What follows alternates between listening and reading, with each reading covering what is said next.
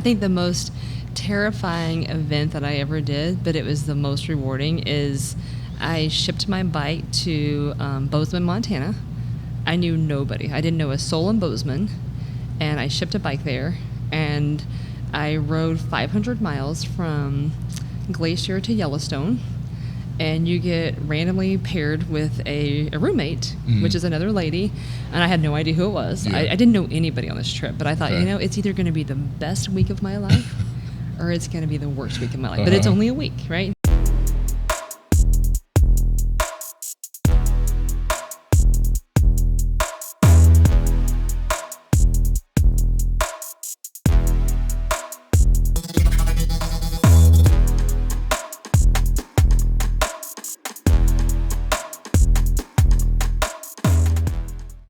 Ready? Yep, let's go. All right.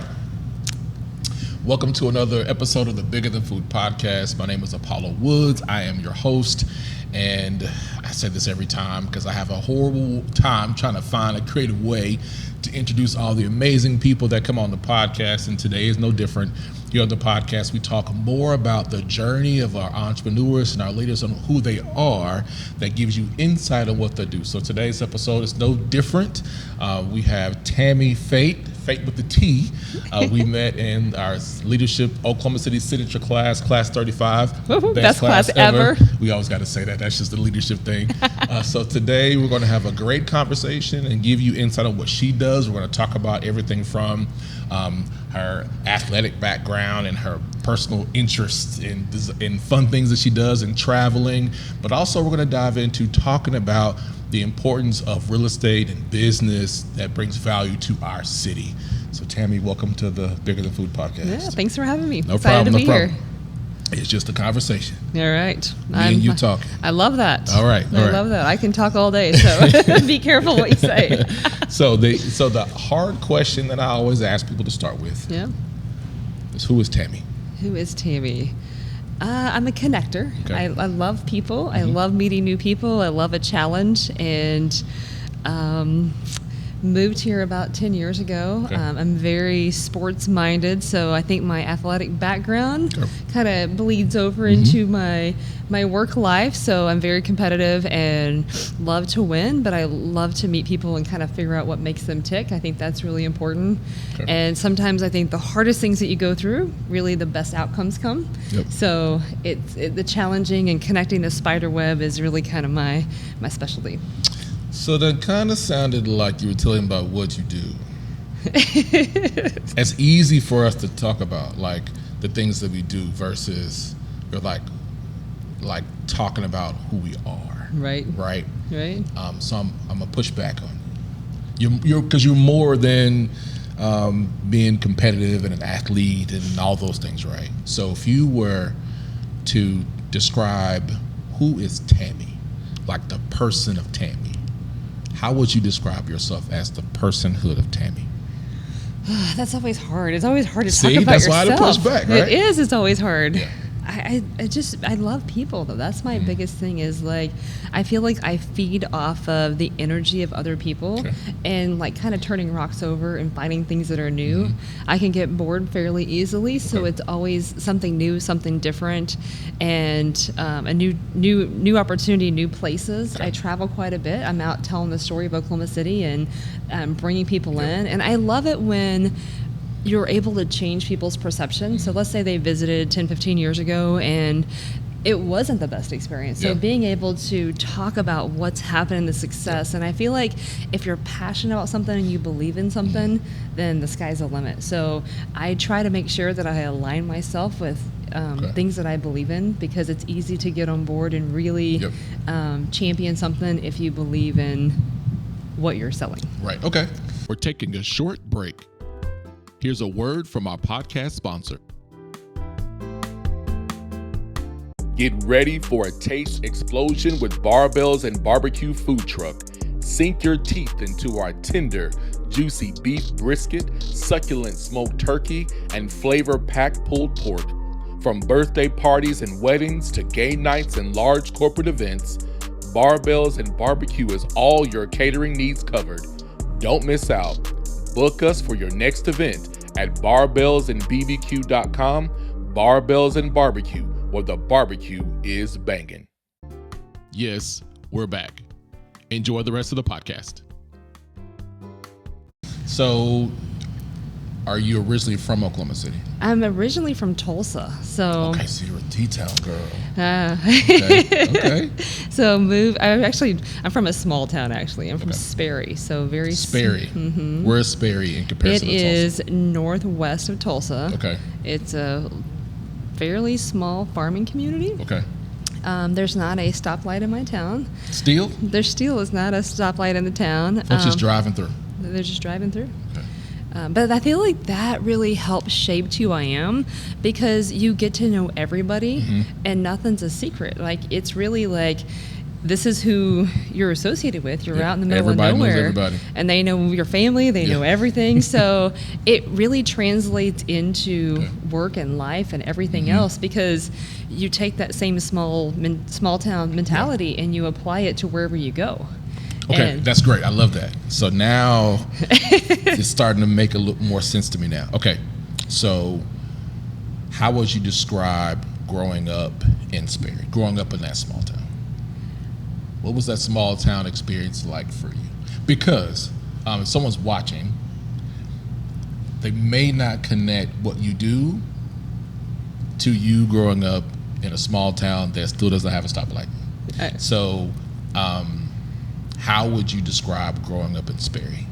I would say we were outside all the time, every day. I rode horses.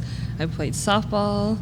I had beagles. I still have the cutest beagle in the world, but I grew up with, dogs and like just animals and that kind of thing. So really taking care of animals, and we had a garden. So, being able to grow your own, crops and, have that farm experience. My family had their own cows and those kind of things. So it just taught you a lot about like life. I feel like just having that opportunity to be outside and experience things and connect with people. Okay. And you learned a lot. I mean, I felt like you didn't have technology, you didn't have, cable or any of those things. So we really had to, make things work and really connect with people, because that's all you had. I mean, you were out in the middle of nowhere, and, you hear the birds, you hear the trees, and like you really connect with nature and you build really good relationships. And I felt like, regardless of what you're eating, food really brings people together. So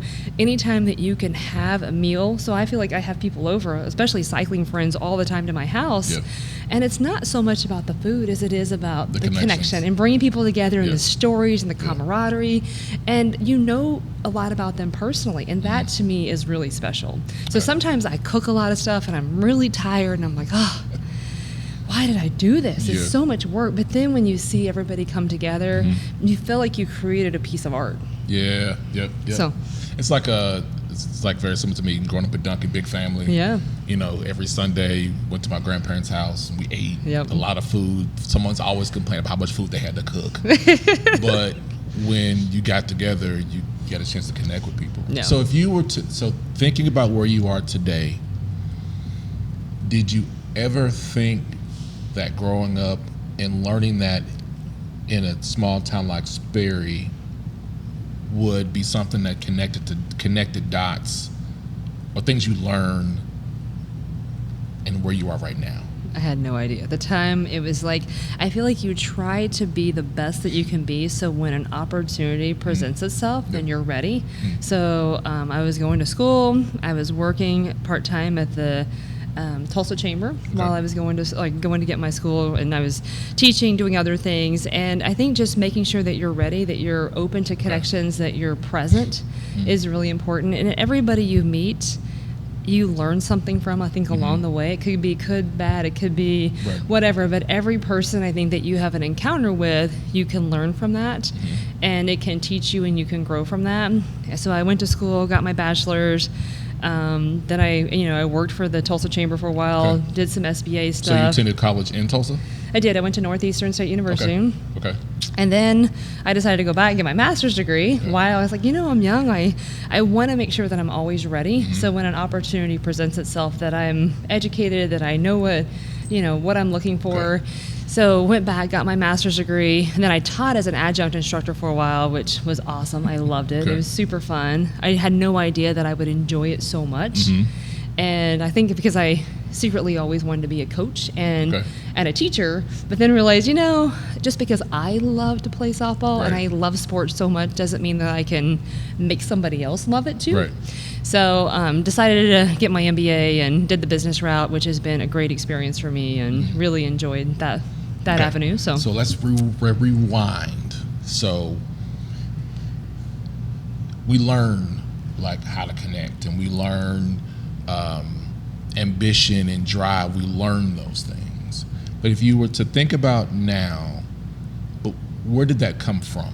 I think where did that drive and spirit come from, being persistent and creating connections, those things you learn, but can you recall where that came from or what influenced that energy, that spirit came from? 100% my parents. Yeah. Okay. I mean, my mom was the type who was always asking you, have you done this? Have you done this? Have you done this?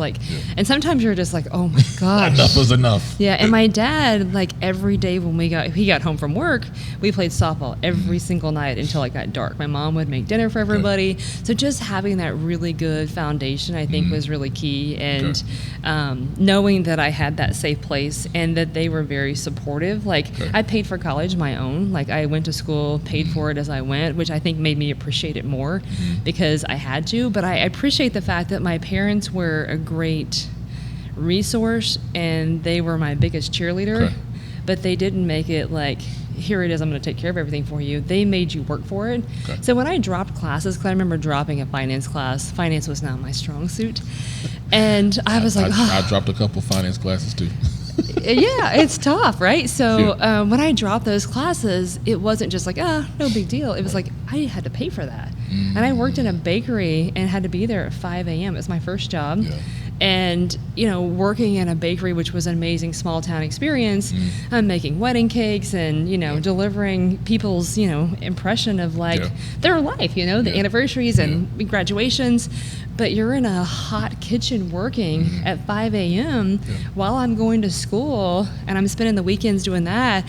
And it really just makes you appreciate how much things cost and your education and those things I think are really key. So when I hear you say that, it doesn't sound like working in that bakery was maybe something you grumbled and complained about, because you were outside, you were playing sports, you were ripping and running around already. So doing something that I guess is hard work, getting paid for it is okay.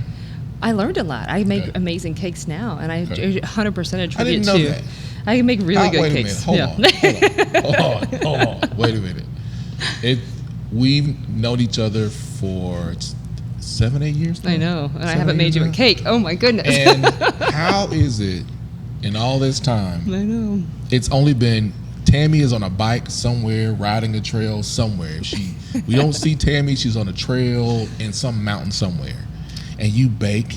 I love to cook, actually. I really do. So I feel like when I'm at home, I'm always experimenting with recipes, but I attribute all of that to working for this cute little couple, husband and wife couple. They were from California, and just getting to know them, and they would experiment with recipes and things like that it really helped, generate that creativity. So now I'm like, let's try this. And I knew how much the staff loved it when they would feed us when we were there working, and just the camaraderie that it brought out. So I'm like, food really brings people together, no matter what it is.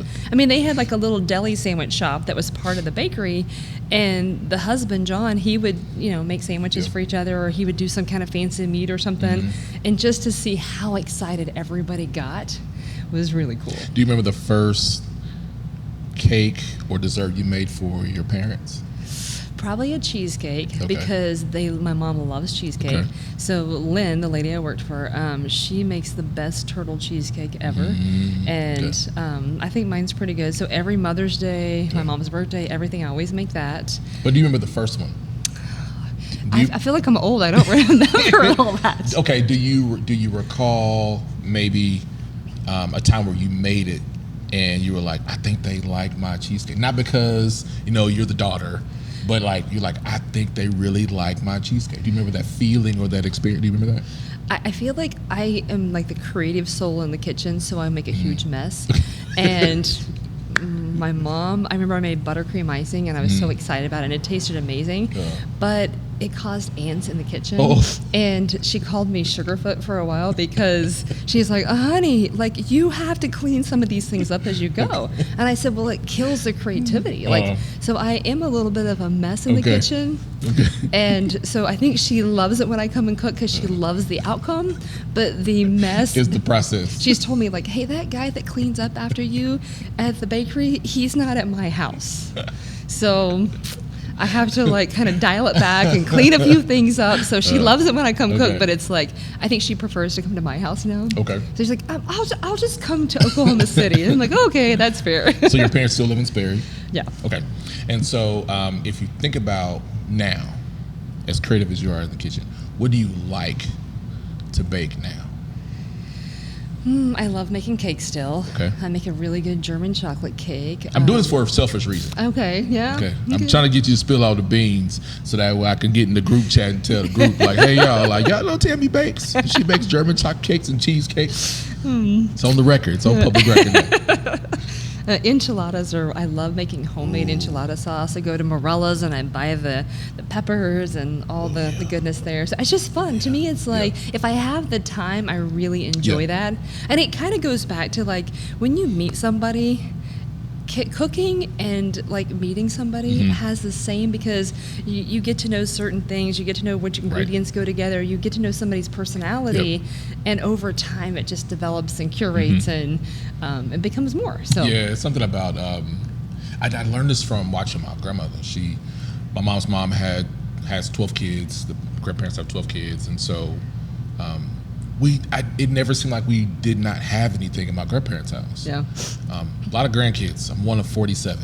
Oh my goodness. So there was always something. Big family. I love that. A big family. So she would always offer somebody something. And I'm like, where does she getting this stuff at? Whether it's simple, like it could be biscuits, it could be something small. She'd always offer somebody something. And you'd see that the response from them, the reaction that they get.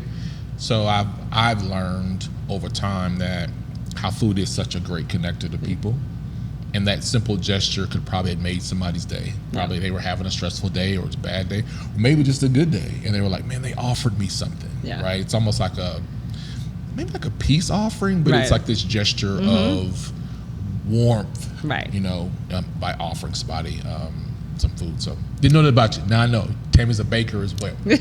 My grandparents are like that too, though. Okay. Like why are grandparents like that? It's weird. I go to their house and they would meet random people at the grocery store and they'd invite them over to play games and play cards and stuff. And my grandmother would always bring out like the little carrots and your celery and the pimento cheese and like just bread and just random hated pimento things. cheese as a kid. I love it. I love oh it my now. gosh, yeah. I love it now. But she would have the most random things, and I'm like, why does she always do this every time? And now I find that I do that. Right. So anytime somebody comes over, I'm like, man, I'm not prepared. Now, but I gotta have something to offer somebody. Yeah, I always do every time. I used to get annoyed when my mom does it. She still cooks, and I'm like, but you do it too. I bet. Yeah, I know. I'm like, why are you thinking about somebody? Well, somebody might come over. I was like, Mom, but ain't nobody's coming to the house. Yeah. But she always has something to offer. And when I think about that notion, is even when I meet people, I think about, so if I'm connected with somebody and want to talk about an opportunity in my head, I'm thinking, what do I have to offer of value to that person? Right. It's funny how like food and those like communal and cultural experiences bring it out in different ways. Okay, so we got food, lived in Tulsa. You moved to Oklahoma City in 2015. 2015, yeah. Why did you make because Tulsa and Oklahoma City, they're two different. They are. Two different worlds. They what are. made you decide to make the leap to go down the turnpike an hour and a half to Oklahoma City? It was a big jump, actually. I was pretty happy in Tulsa. I love Tulsa. My family lives there. I was really involved in the cycling community there. And they reached out and told me about this position, and it's a bigger city, a bigger market, and it just felt like an opportunity to really learn something. And I felt like because it is so spread out here, I mean 620 square miles versus Tulsa's less than 200, so we're 3 times the landmass here, that it was just a different opportunity. I wanted to challenge myself and learn something new, and I really hadn't spent a lot of time in Oklahoma City. and I knew nobody here. Okay. I take that back. I had met Jim Perrick. We were on a committee together through ICSC. So I vaguely knew him, but not like super well. And he was really the only person I knew here. And it was like, hey, I'm going to lean on you a lot because you're the only person I know. And through ICSC, being involved in that really helped open some doors and meeting people. So the ICSC is the big chamber vending exhibition conference? It's for retail, so it's a national organization. It used to stand for International Council of Shopping Centers, and now they changed it, and it's innovating commerce, serving communities. So it's really about being intentional and being innovative. And it's been around for many, many years. We just came back from ICSC Las Vegas, so the largest retail trade show, and that's where a lot of deals happen. And really, it's a start of where you make some connections and you talk to people about opportunities and about your market. And it's a great show. It's a fast and furious few days, but Mayor Holt came out there for it.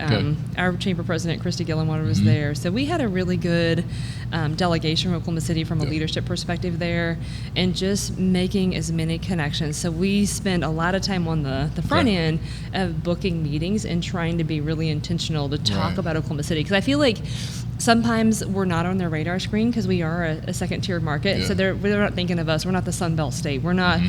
the ones that are like... Well, Oklahomans don't talk enough about the things we do well enough. Right. Let me put a pin on that, because we haven't talked about cycling. I know. We haven't talked about cycling because that is something you are passionate about. You were probably the first person I was like, why does she ride a bike all the time? I'm like, it's just riding a bike. No, and honestly, so I you see the stuff on ESPN, riding the trails, and I was like, oh, those people are crazy. They are crazy. And then I'm like, no, Tammy's for real about this, riding like the type of tires you need and the type of bike that you have. And I'm like, she really is riding bikes in these trails and all this kind of stuff. So where did cycling come about in your life? It's so funny. I never even thought of it. I was working at the Tulsa Chamber, and I met this lady who had a map in her office, and it was the free will training ride. I didn't even know what that was. And it's funny, she was probably in her mid-50s or so, and she said, oh my God, what is this map of? And she said, oh, it's the free will training ride, it's a bike thing. She goes, we do rides every Saturday. She goes, you should come out. Thinking like, she probably didn't think I would say yes, and I probably should have said no, but I said, oh, okay. I said, should I give a bike? And I was like, yeah, which I had a Huffy. Like, I didn't have a real bike, I had a Walmart bike. And I show up, and all these people are on these really nice, fancy bikes. But they were super nice to me. And I didn't understand why they were nice because, one, I couldn't keep up. They looked at your bike like, she's not going to be able to keep up. And it was like, I think it was 40 miles. Whoa. I didn't ask. Like, ignorance is bliss, I guess. I did not ask the lady. I just assumed, you rode 40 miles your first time? Yeah, and I could barely walk afterwards. Yeah, it was. But I was like, I'm an athlete. I run at the time. I played softball. So it was a little bit of confident. Like, a little too confident. And it was a hilly course. I remember it was out by Did you have shoes? I just like tennis shoes. Regular tennis shoes? I was on a Huffy. Regular bike? Yeah. But these people were so nice to me that I was like, it's not that I care so much about cycling, is I want to know what makes these people tick. Because it became curious to me. Yeah. And I love the camaraderie. And I was the youngest person there, so it was a little bit like humbling to realize that you're terrible and you got this crappy bike. But like, so I kept coming back out there only because of my curiosity. And somehow they convinced me to buy a bike. A real bike. And I was like, they wanted me to spend, I remember it was like $500. This is 20 years ago. They said, just spend $500 and get you an entry level bike. And I'm like, $500? That's a lot of money for a bike. Well, especially 20 years ago. Oh yeah. That's a lot of money. I'm going to the pawn shop. I was like, oh my gosh, you want me to spend how much? I'm a college kid. I can't afford this. So I do. I buy this bike and I show up and they're like, hey, it's been fun riding with you. Probably won't hang out much anymore. And I'm like, whoa, wait a minute. Like, I just got a bike. Like, I thought we were friends. Yeah. And they were like, well, the fact that you could kind of sort of keep up on your Huffy, like, you're going to get bored with us really fast. And I was like, no, I like you guys. That's not going to happen. And of course. Because they were older? Well, they just wanted to go eat breakfast. Oh, okay. And they didn't really push themselves. And they knew when I got this higher end bike, even though it wasn't really high end, it was still like very entry level, that I was like, oh my gosh, I'm so much faster. Like this has all the mechanics and it makes a difference. So I remember I bought a bike, I think it was like in the spring maybe, and that fall I did my first 100-mile ride. What? I know. Okay. I get the cycling and running community. Like it is a, you know, like there's a care for each other. Right. It's competitive, but it's not like leaving people behind. I think it's like a written rule, like don't leave anybody behind type of thing.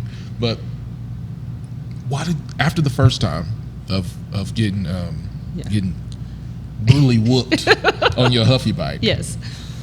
But why did you decide I want to come back? I know there was this curiosity, but what was it? Do you remember in that experience of like I want to come back? Like what was the thing that made you say like I want to come back? What was the curiosity? I felt like I should be as good as that they were, you know, like they were fast, and I was like, I felt like I was a decent athlete, and I didn't understand why I wasn't able to get there.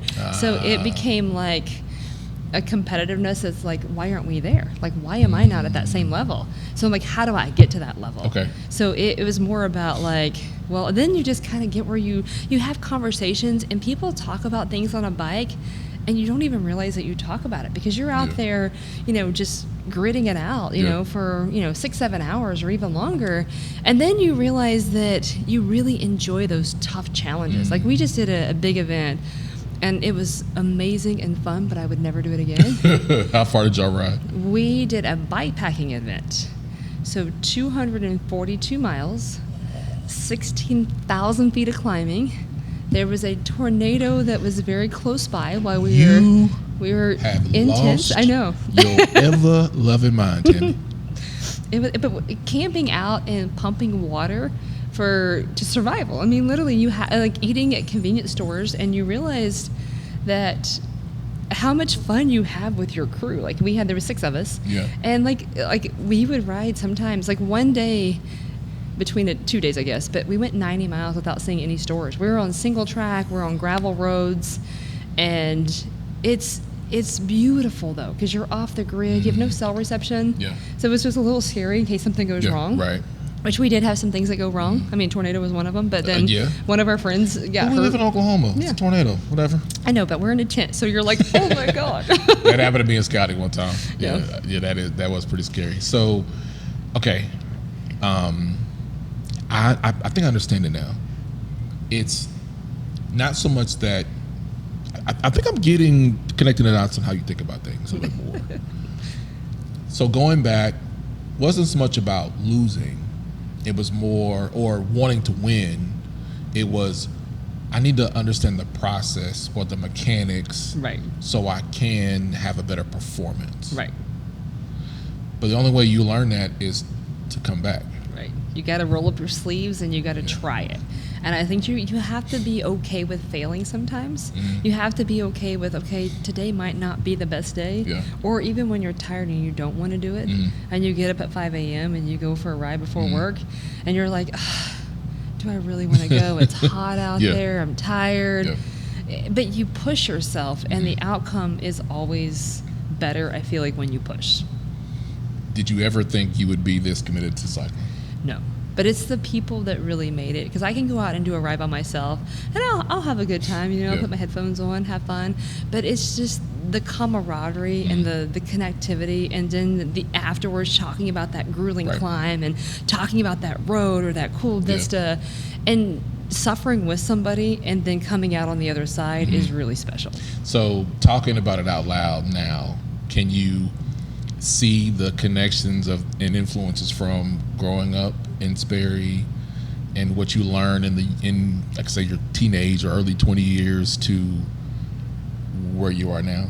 Yeah, definitely. You can see the connection. Okay. I think just playing softball and playing sports is such a big part of like you win together, you lose together, but then just the things that happen in the locker room, or the things that happen at the practice, and you cry together, you win together, you're excited. I can remember playing and having some coaches that were so instrumental in in my life. And I think like in work I've had the same thing. I've had some really good mentors, and just being at ICSC recently, I'd run into people, and I remember there's a guy who I met at the ICSC New York show, right? And he didn't have to be nice to me because he's a New York guy, and it was my first time in New York 10 years ago.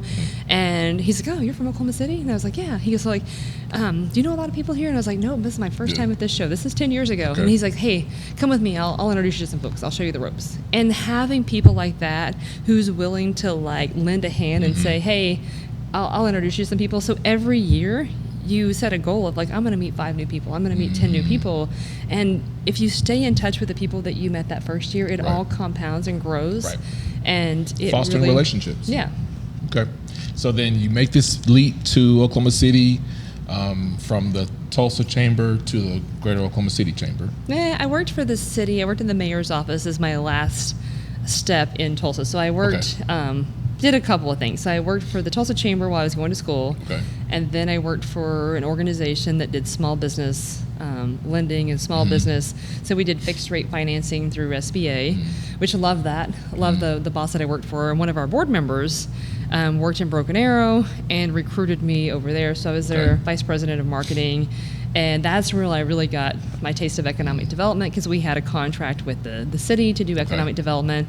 So I really kind of dipped my toe in that world and loved it, and loved working with the brokers and developers. And it's a smaller community, so you wear a lot of hats when you're in a smaller community. And then city manager in Broken Arrow, went to Tulsa and worked there for a while. They recruited me to Tulsa. And was there for 4 years. Loved it. I mean, it was a great opportunity, and had an amazing boss and a good group of people that I got to work with. And I learned a lot of things there. And then they called me and said, "Hey, would you be interested in coming to Oklahoma City?" So 10 years later, I'm here. Was it scary? Or you were like, "Hey, I'm up for the challenge"? Oh, I love a challenge. I was a little nervous because I didn't know anybody, and I mean, it was a whole new world here. It's a bigger city, you know. And when you don't really know anybody, you're like, okay, I got to apply that small town mentality of like, I got to start meeting people and putting myself out there and connecting. But you'd already been doing that. Not here, but in you'd Tulsa, already been doing that, right? Right. Whether it's in growing up in Sperry or joining the cycling club, like you had already done things where you had to find some type of connection. It's just transferring that to a different environment. Right. I feel like the hardest part is showing up. And once you show up and you realize that everybody else has the same fears, that you're fine. Like the hardest part of life and everything you do is just that first step. It's opening the door and realizing, oh my gosh, I'm in a room with people I don't know. But then if you take that and you look at it in small increments of like, I'm going to meet 5 people. I'm going to find 5 people that I connect with here. Why do you think it's hard for, why do people have a fear or hesitation of making the first step? Rejection, fear of like not fitting in. And I think it was when you don't care if you fit in and you kind of like, you want people to like the fact that you're different. I think it's okay. But a lot of people want to blend in. And I think when I realized that I don't really want to blend in, I want to like do my own thing, and I want people to accept me for who I am. And if they do, I know that we're going to connect and be better for that. And if they don't, that's fine too. But some people are like, you do what? You go camp in a tent and you do this on the weekends? And like Tammy, they have cars nowadays. And I'm like, I know, but like, it's something about that camaraderie that you build, and I can't get that in a car. You know what I mean? Yeah, it's so I remember some of the earlier camping trips. I was in Boy Scouts, and we were in the Wichita Mountains. There's a storm. And a tornado was coming, and so we stayed in the truck for a little bit. But we had to set up camp, and that trip we actually had to leave. But I remember we went to the Ozark Mountains. And we hiked in the Ozark Mountains. That would be our longest hike, 18 miles. I was probably 14, 15 years old. Rained the whole time. The whole 3 days it rained the whole time. But those experiences, camping, and you had to, okay, now if you didn't, there was one guy, Scott, I ain't gonna say your last name, but you were supposed to pack your clothes in Ziploc bags so they don't get wet. Exactly. He didn't do that. And there was almost at a moment where we had to practice the hypothermia thing, where everybody got to get in the same sleeping bag and keep everybody warm. Right. But the truck came. It saved him. It saved everybody. We had to get everybody there. But all of those experiences, you get those when you're exploring nature. I agree. I mean, you can read it in a book. Right. You can watch it on TV. Right. But then when you get the actual experience, it's not exactly how you read it. Right. But you have to figure out how to apply it. And then when you do it, it becomes, man, I learned something new. You got another level of confidence and reassurance in yourself. Yeah. Oh, I can do that. Right. Or even if I don't know I can do it, I'm willing to try it. You'll figure it out. I think the most terrifying event that I ever did, but it was the most rewarding, is I shipped my bike to Bozeman, Montana. I knew nobody. I didn't know a soul in Bozeman, and I shipped a bike there, and I rode 500 miles from Glacier to Yellowstone, and you get randomly paired with a roommate, which is another lady, and I had no idea who it was. Yeah. I didn't know anybody on this trip, but I thought, it's either going to be the best week of my life or it's going to be the worst week of my life. But it's only a week, right? So you can weather a storm for a week, right? So you got paired up in the beginning or after a certain? No, first day. First day. First day. And so you hope that you like the person, right? Right. Which I ended up loving the lady that I paired up with. Got to know her family, her kids. They met us at the finish line. 500 miles? 500 miles. Good Lord. What is wrong with you? But you learn so much. I feel like I would have learned 500 miles is a long way. That is driving? That's like... I know. What? You got to try this. It will change your life. Hey, there are a lot of things I want to try. I'm not there yet. Okay, we'll get you there. We'll get you there. I'll be the one. I'll have all the snacks. I'll be ready for you at the next camps. I'll do that part. Yeah. But 500 miles, Tammy? But it was over a week. So I met cool people along the way, and I'm still friends with these people that I did this ride with, and it was probably 15 years ago, probably. You rode for a week on a bike. Mm-hmm. Okay, I'm not gonna call you not nice names. I know I think that is amazing that you can do that. But it all really does. It makes sense in how like passionate and driven you are about a thing, and it's wanting to learn how to make it better. Right. Is like the drive that I hear when you say it's how do we make the process better, not taking like a fear-based approach or a scary approach. Is, well, I mean, look at this challenging situation. What can we do to improve on it? Right. Which goes into what I want to talk about. When your current role at the chamber, you are a director of retail development and retention. Recruitment. Director of retail recruitment. Retail development and recruitment. Retail development and recruitment. Okay. So anything in the retail landscape. So just for Oklahoma City proper, sales tax is really crucial to each municipality. So it basically pays for police, fire, public safety. So anything that we can do to really kind of help elevate the sales tax and help elevate experiences and quality of life in Oklahoma City kind of falls under my umbrella. So that's the job that's the job you came into in terms of in that office, that capacity when you came to Oklahoma City. Mm-hmm. Yep. Okay. So you've been in that role for 8 years? 10 years. 10 years. 10 years. Just celebrated 10 years in April. Okay, so... Or maybe it was May. It's like end of April, 1st of May, somewhere in there. So about 10 years, a decade. Yeah, a decade. It makes me feel old now. So Way to go. You're doing it for a decade. When you started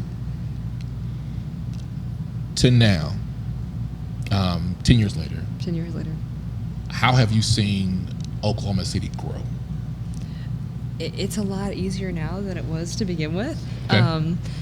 I think it's still a perception trying to get people here, but the fact that the Thunder has been such a huge thing that brings everybody together across the entire state. The fact that we hold the Olympic trials for kayaking and rowing in the boathouse area. I mean, I just had a conference call with these guys yesterday and just talking about all the cool things that we have here. They're like, I had no idea. Like, can you show me some pictures? And it's funny because they're working on projects. Like, they were consultants who are working on projects in Oklahoma City, but they've never been here. Wow. And it's really nice when you can like get them excited and want them to come here. Okay. And I feel like when people come here, it's really about showing them like I like to look at things like, how would I want to be treated when I go to a city that I don't know? And if I can sit in a conference room all day and listen to how wonderful it is, but I'm like, I want to experience it. I want to see it. I want to taste it. I want to feel it. Right. So I'm more of like the hands-on type. So I try to figure out what is it that they like to do. Whoever it is, no matter if you want to go taste coffee, you want to go to a brewery, do you want to go on a bike ride, whatever it is that you like, I want to meet you at where you're at so that you will enjoy that experience. Okay. So how you are in your capacity is helping open their eyes to what we have and what's possible here in Oklahoma City.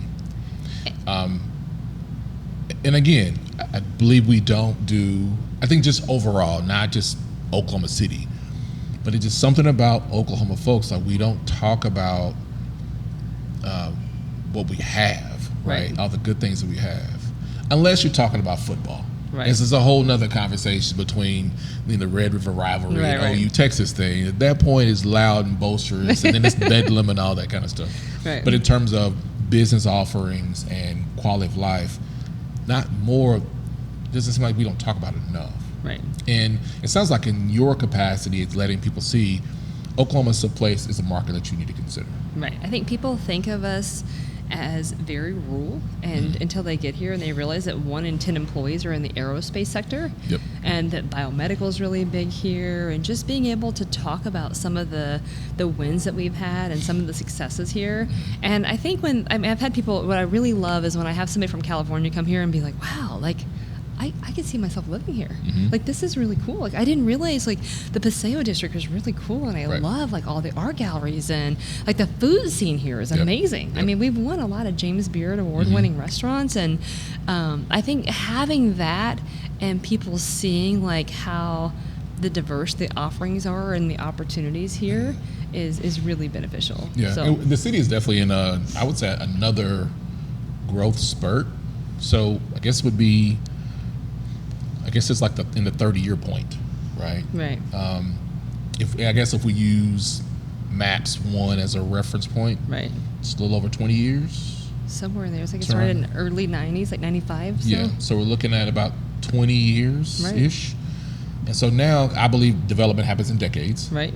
You see things happen over decades, and now I would say like we're in that third decade of growth. Right. Where do you see the development, or see how different Oklahoma City will be in the next 10 years? I think like more about mixed use master plan, very thought out development is where I see a lot of things going to. Because that's where people want to cluster, that's where they want to congregate, and having things that that bring people together, I think, is still really key. I love the fact that the city is spending more money on trails and parks and those kind of things, because it really does make you feel connected to a city when you can.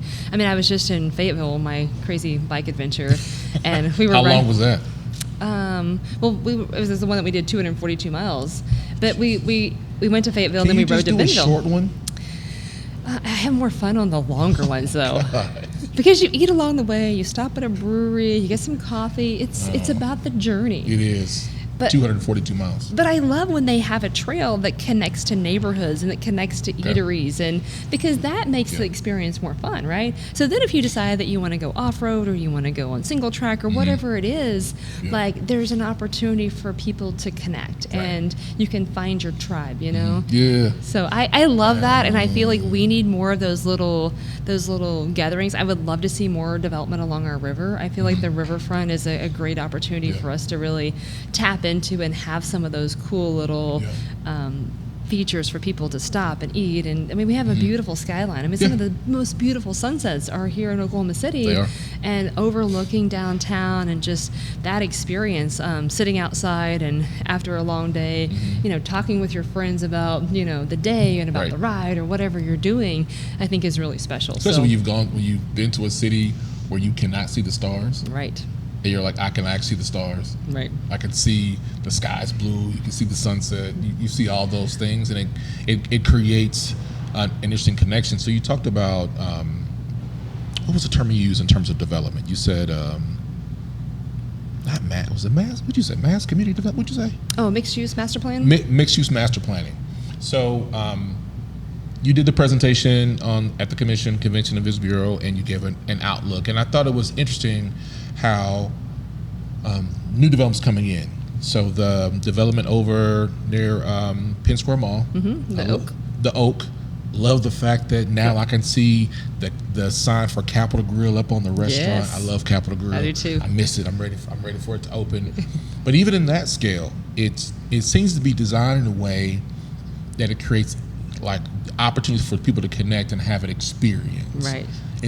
And so, are you noticing that the move is going toward a mixture of having restaurants and retail offerings and apartment living or in building around existing neighborhoods? Is that becoming like not a new model, but these are newer designs that are coming to our city to enhance the experience? Right, because it creates more of a dwell time. So when you go somewhere, you can do multiple things while you're there. So it's not just you go to the restaurant, you eat, you leave, you go home. Mm-hmm. It's like, how do we create that evening out where you can go to a dog park, you can get something to eat, you can watch a movie, you can hang out on the green area, somebody can be at a hotel, and it brings everybody from different backgrounds and different areas together to connect. And I think that's the one thing that Oak has done a great job in, is really creating that park in the middle and having the restaurants and the eateries and the retail there. And they still have some really cool ideas of things that they want to implement there. So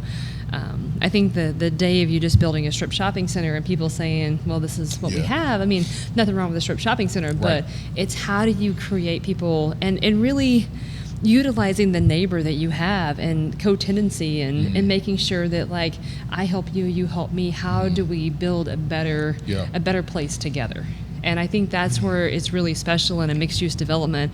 If it's done and done right, it's showing that you're going to have like-minded tenants that are there, so that you share parking, you share amenities, and that you help. It's like being in a small town. Maybe that's why I love it so much, is that you see all the different pieces coming together, and you can dwell there the whole time, and you can make it like a space that you want to go in. It can be your... I like the term you used called like dwelling time, is creating something that gives people to stay somewhere longer. Right. What's happened over the last few years, especially because of COVID, I mean, everything's fast. Right. You know, people want to come and go, they go through a drive-through, and I feel like we've missed a lot of human connection because of that. Right.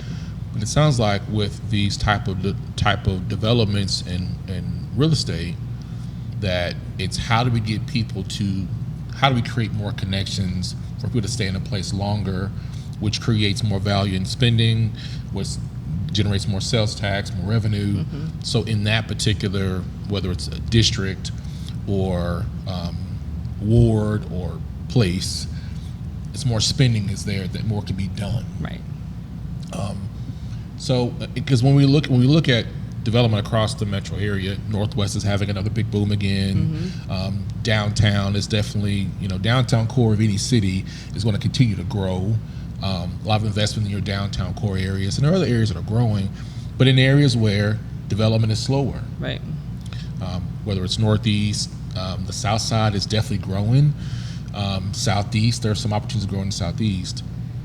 How can those type of developments create this catalyst of growth where development has been slow? Right. I think it's right now it's looking at like the cost to build ground up versus redevelop an existing space, and being able to work with property owners and have a large enough parcel of land that it makes sense when you go in there and you say, okay, I need more than just 2 acres. I need to have like 15 acres to really do something that's impactful.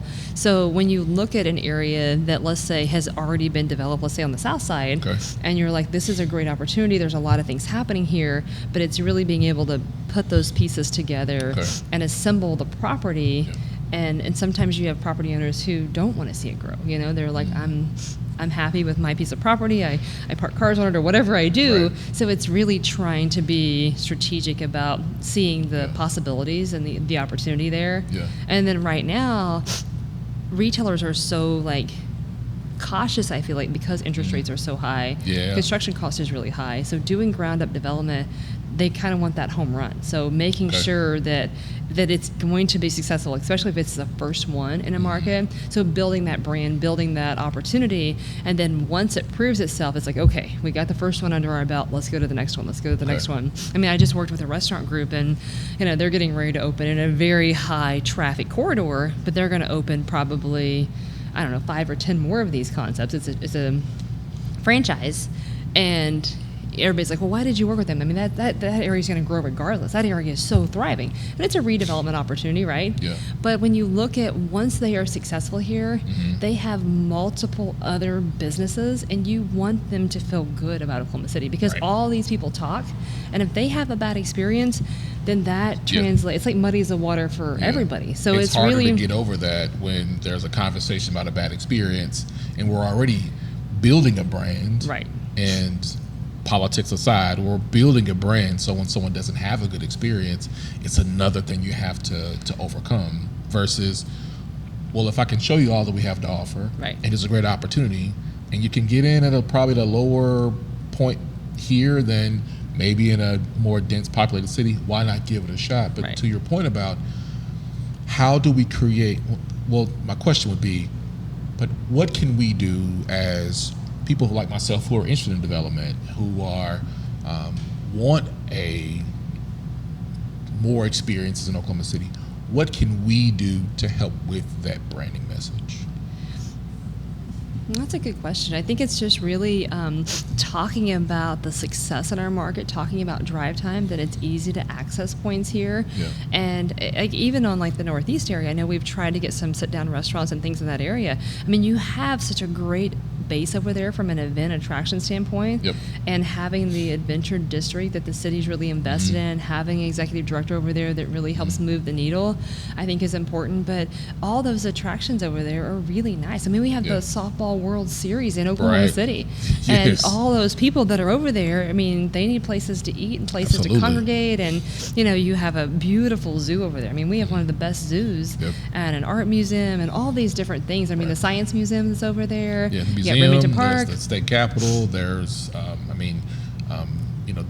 there's a lot of key features in Northeast that would that I think we could build around. Right.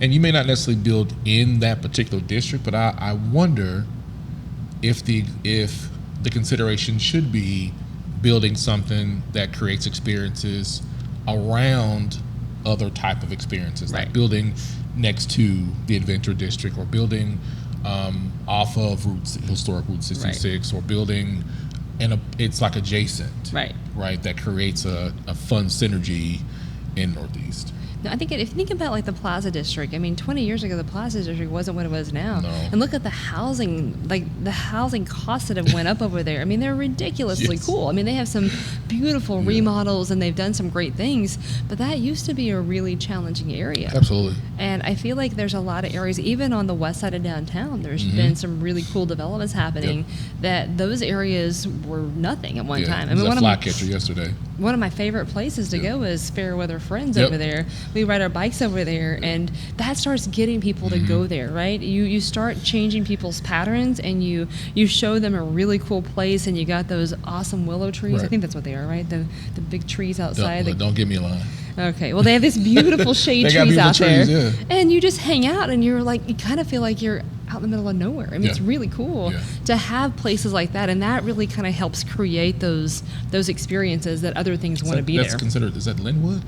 I think it is, yeah. And it's not far from the fairgrounds. It's not far from downtown. Right. It's that storytelling that gets people thinking about what's possible to create. And even what you said about Plaza, it was 20 years ago. Right. And 20 years goes by fast. And I think for a person watching it, 20 years is a long time. Right. It does feel like a long time. It does feel like a long time. But when development is happening, you're like, it was only 20 years ago. Right. It was only 20 years ago when people are seeing it happen. Right. And that's a lot of the conversation that we are in right now as a company is getting people to see this is something that is possible to happen here. Right. But once people start seeing progress, that time period 10 years is not a long time. It's not. It's really not. If you think about like even like Chisholm Creek, when I first moved here, it's came a long way in 10 years. It was really just Topgolf, really. It was. It was Topgolf and St. Anthony's. Yep. And then slowly but surely, you know, Cabela's added in, and then some other things added in, and now you got all the ponds and the restaurants. Before Topgolf was Cabela's, right? Yeah, Cabela's. Yeah, Cabela's. Yeah, that was first, I think, right? Was that first? I wasn't here then. It was like between that and Topgolf. Right, they were kind of in the same. I remember when they opened, but I remember touring Cabela's before it actually officially opened. So it must have been right on that. And there's a lot more development that it's coming in Chisholm Creek. A lot of things are still happening. There's some challenges in any type of development as well. Right off the turnpike, Costco's right across the street. Right. Costco takes a lot of my money. Yeah, me too. I love Costco. But when we think about those type of developments and those opportunities where people are getting a chance to connect, I see those type of conversations that can exist in communities like in Northeast. The Northeast is a huge area where they can exist with the right type of development, with the right type of thought process of how do we use this to create connection, to highlight culture, to preserve neighborhoods and communities that start the next, like, all right, we need to do something else. I agree. In Northeast. Yeah, I mean, think about the half development. I moved here 10 years ago. There was nothing there. American Fidelity was the only thing there. Yep. And people are like, this will never happen. There's no housing around here.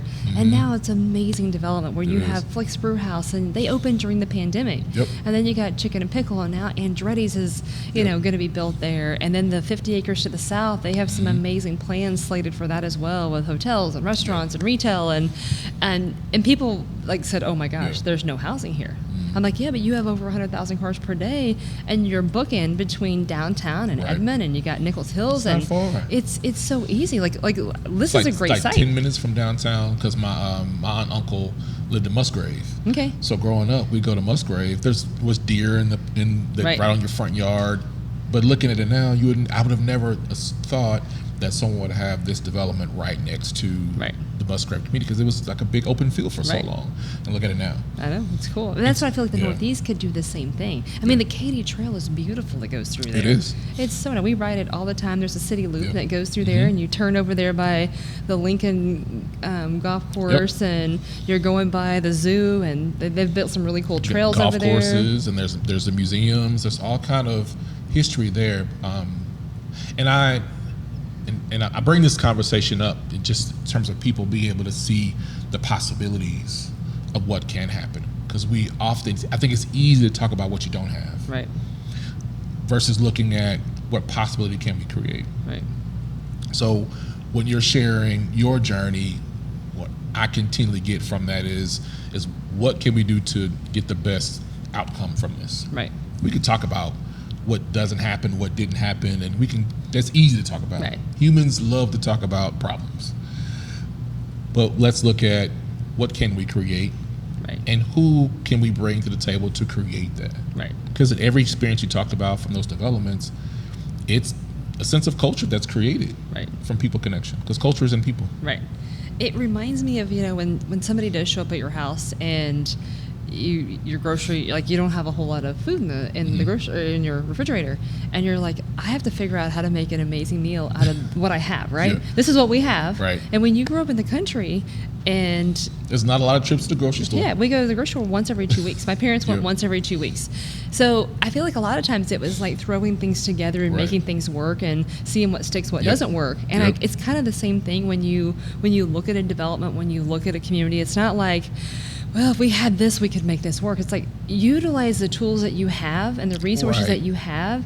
Like, when you open that refrigerator, you might only have broccoli and celery, or you might only have, bread and cheese, but figure out a way to make it creative. We'll make us a grilled cheese sandwich. Right. We're going to make it amazing. And it's going to be the best one you've ever had. Exactly. So I think it's really important to focus on the good things that you have and how do we make them better. Right. And to utilize everybody around you. I think you're going to lift yourself up. It's like when you go on a bike ride. I don't ride with people who are, slower than me, right? I want to ride with people that are better. I'm okay being the worst person there because I'm going to grow and I'm going to get better.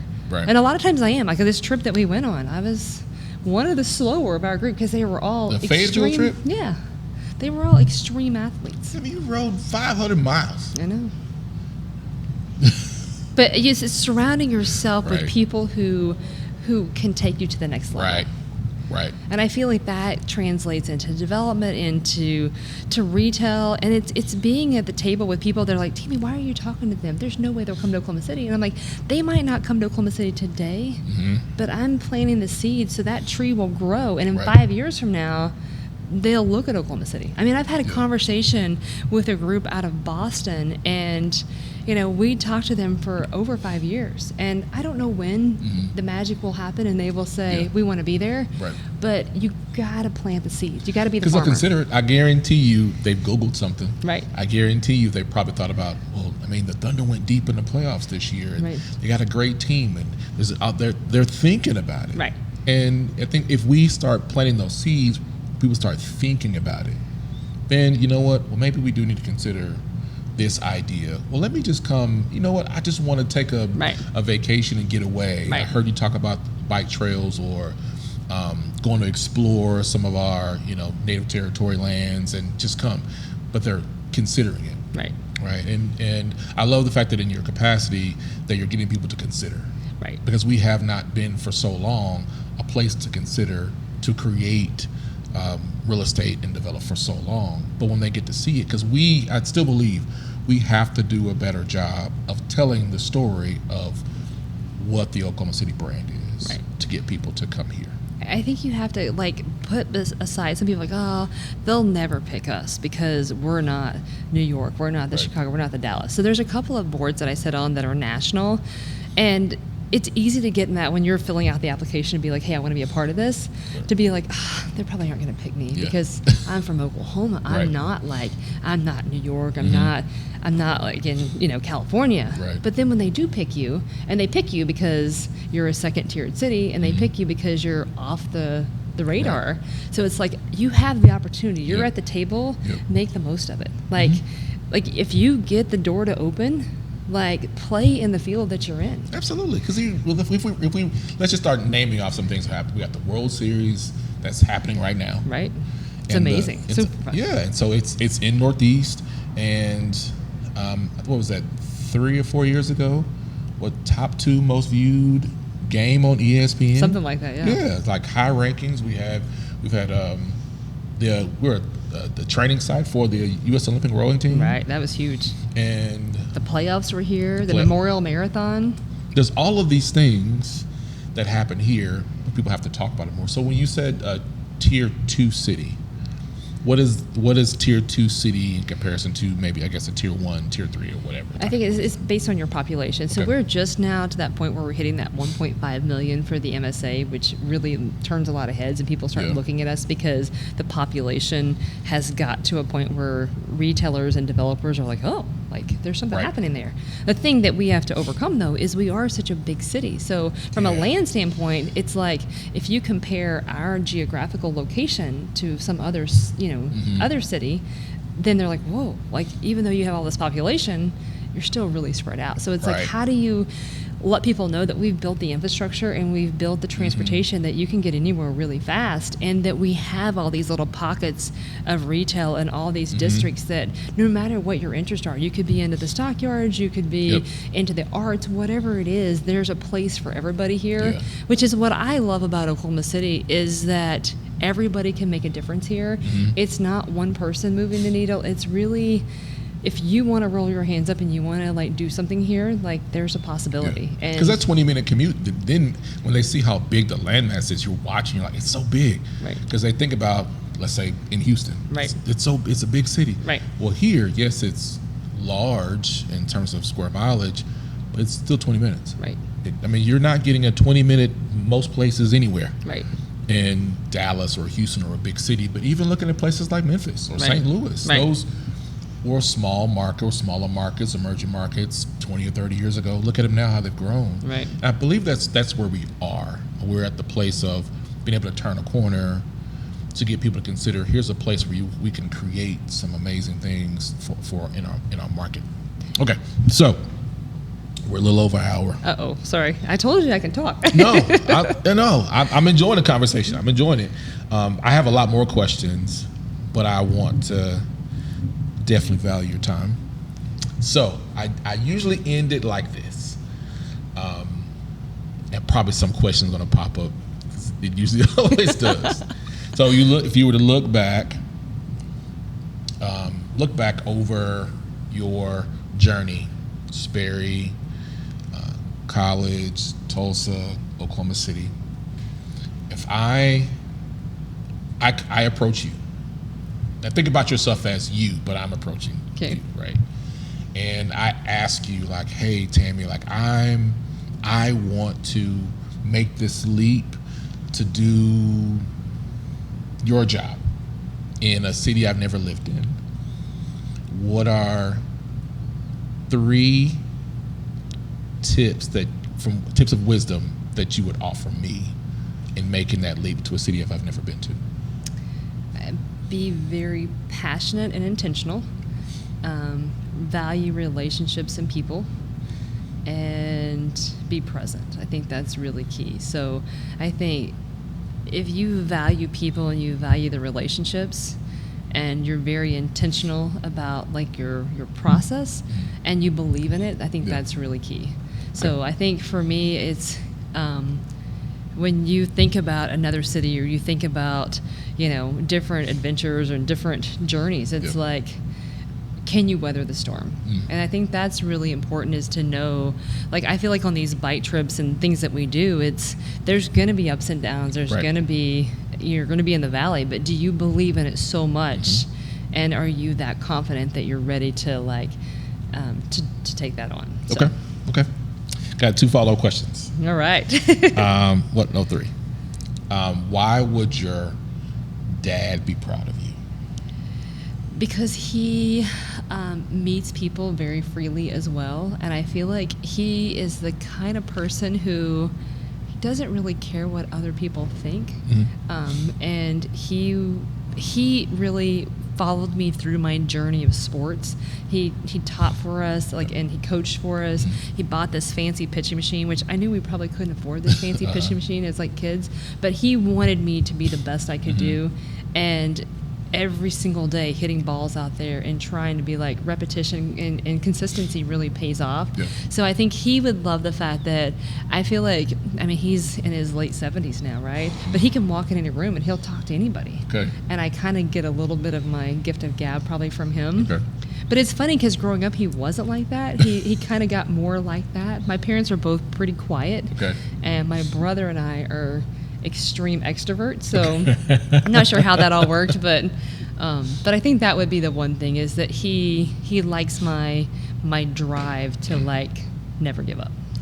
So. Why would your mom be proud of you? She is probably my biggest cheerleader. She loves the fact that I'll take her with me sometimes on adventures. I'm like, hey Mom, I planned a trip for us, and I love that she trusts the fact that I'm going to make sure it's fun, and that I'm going to pay attention to all the details, and I want it to be a good experience for her too, and that I'm somewhat fearless in that regard. So it's a little bit intimidating for her, but she loves that I'm willing to try new things and put myself out there. So, last question, I think. Why are you proud of yourself? I don't know. That's always tough, man. It's always tough. I would say just I value people the most, and I think that's the one thing, is that you can get a little bit sad at times because people can let you down, but you learn so much. So good, bad, and different. Some of the best experiences of my life are from people that I've met. I had a boss in Broken Arrow, and he had asked me to do things, right? And I'd be like, Mickey, I have no idea how to do that. And he's like, you're a smart girl, you'll figure it out. He goes, I did not hire you to tell you how to do your job, you'll figure it out. And I love the fact that you empower people and you believe in them, and you say, here's the keys, go run the marathon, right? And you'll figure it out. You'll figure out what your training is. You'll figure out what your fuel is. So everything in life is, if somebody gives you the opportunity and says, here's your registration, figure it out.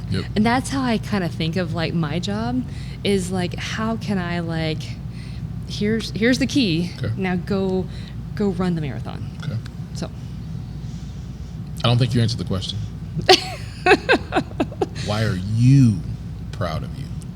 my ability to turn over rocks and to meet people and foster relationships and connect. I feel like the biggest thing that I do and the most rewarding for me is to see, and sometimes I'm out of the picture, which is sometimes a little hard, but you're the one who introduced these people, and now they there's this developer out of Texas, and he met with one of our local developers here, and now they are like best of friends. I mean, they are like, and as what's really cool is I know that I'm the one who introduced them, and I connected the dots. So if you look at like the spider web, you're the one who facilitated those relationships and cultivated things to happen. So I would sum it up for you to be, you're proud of yourself because you are a bridge builder. Yes. Thank you. You Thank connect you for people to each other. It's hard to talk about yourself. It is. It really is. It is. And that's why I asked that question in opening, and that's why I asked it in end, because we don't spend enough time looking at the good that we've done. Right. Because throughout the podcast, you've talked about looking at the good and trying to make things happen from the other perspective, from over there. But then when it's coming back to you, it's, well, then express what you do well in that. It's hard to do that. I like it when somebody else talks about me. I feel like I get more rewarded from that. Like if you like win an award or you get an achievement or something, it means so much more when somebody else makes that post for it, or they're the ones who talk about it. Because as my grandpa used to tell me, anybody can toot their own horn, but somebody else tooting it for you is so much better. It is. So it's always better. I always remember him saying that, and he was the most just, I don't know, it's just something about him that was so special. He had to teach himself. He had like a third grade education, but was one of the most smart people I've ever met in my life. He could get every question on Jeopardy right.